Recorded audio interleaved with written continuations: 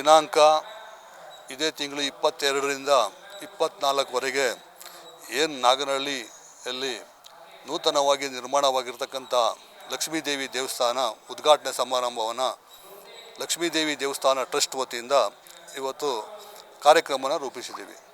ಈ ಒಂದು ಕಾರ್ಯಕ್ರಮಕ್ಕೆ ರಾಜ್ಯದ ಮುಖ್ಯಮಂತ್ರಿ ಆಗಿರ್ತಕ್ಕಂಥ ಸಿದ್ದರಾಮಯ್ಯನವರು ಬಂದು 24 ತಾರೀಕು 12 ಗಂಟೆಗೆ ಉದ್ಘಾಟನೆಯನ್ನು ಅವರ ಅಮೃತ ಹಸ್ತದಿಂದನೂ ಕೂಡ ನೆರವೇರಿಸ್ತಾ ಇದ್ದಾರೆ.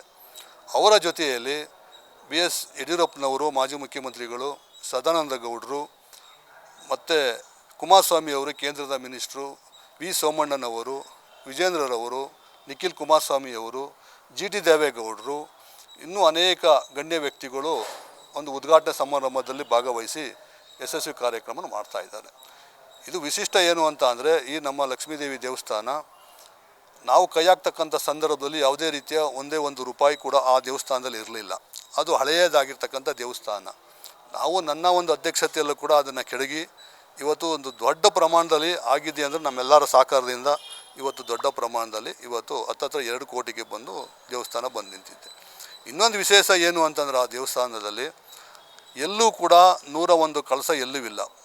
ಆದರೂ ಪಂಚಾಲೋಹ ಕಳಸ ಇವತ್ತು ಇಡೀ ಕರ್ನಾಟಕದಲ್ಲಿ ಏನಾದ್ರು ಇತ್ತು ಅಂತಂದರೆ ಆ ಲಕ್ಷ್ಮೀದೇವಿ ದೇವಸ್ಥಾನದಲ್ಲಿ ಬಿಟ್ಟರೆ ಎಲ್ಲೂ ಕೂಡ ಇಲ್ಲ. ಇದು ಒಂದು ವಿಶೇಷ. ಜೊತೆಯಲ್ಲಿ ಮೇಲ್ಭಾಗದಲ್ಲಿ ಅಷ್ಟಲಕ್ಷ್ಮಿ ಕೂಡ ವಿಗ್ರಹನ ಕೆತ್ತನೆ ಕೆಲಸ ಮಾಡಿದ್ದಾರೆ. ಅದರ ಮುಂದೆ ಕೂಡ ಒಂದು ಪದ್ಮಾಸನ ಲಕ್ಷ್ಮಿ ಅಂತ ಮಾಡಿ ದೊಡ್ಡದಾಗಿ ಕೆತ್ತನೆ ಕೆಲಸ ಆಗಿ ಅದು ಹೆಚ್ಚು ವಿಜೃಂಭಣೆಯನ್ನು ಕೂಡ ಕಾಣ್ತಕ್ಕಂಥದ್ದು ನಾವು ನೋಡ್ತಾ ಇದ್ದೀವಿ.